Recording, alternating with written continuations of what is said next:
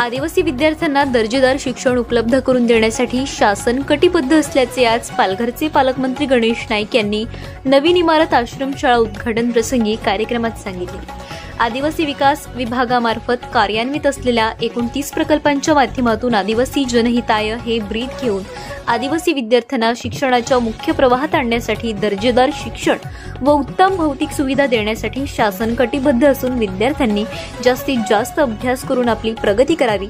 एकात्मिक आदिवासी विकास प्रकल्प डहाणू अंतर्गत असलेल्या शासकीय आश्रमशाळा कलमदेवी डहाणू शासकीय आश्रमशाळा डोंगारी एंबूर येथील नूतन शालेय इमारतीचे उद्घाटन व विज्ञान केंद्र भूमिपूजन दूरदृश्य प्रणालीद्वारे वनमंत्री पालघर जिल्ह्याचे पालकमंत्री गणेश नाईक यांच्या हस्ते कळमदेवी येथे संपन्न झाला।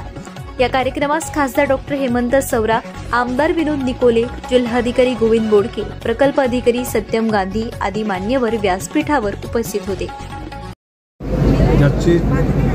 चित्र आले म्हणजे फोटो आले, त्या सर्व बाबींचा तपास करून त्या घटकांवर कारवाई करण्याची विनंती केलेली आहे। आपल्याकडे जर का अजून काय असे प्रकार असतील तर माझ्याकडे पाठवा। 7 तारखेला मी जनता दरबार घेण्यासाठी जिल्हाधिकारी कार्यालयामध्ये येणार आहे। आता आपल्या माध्यमातून खरं म्हणजे 31 तारखे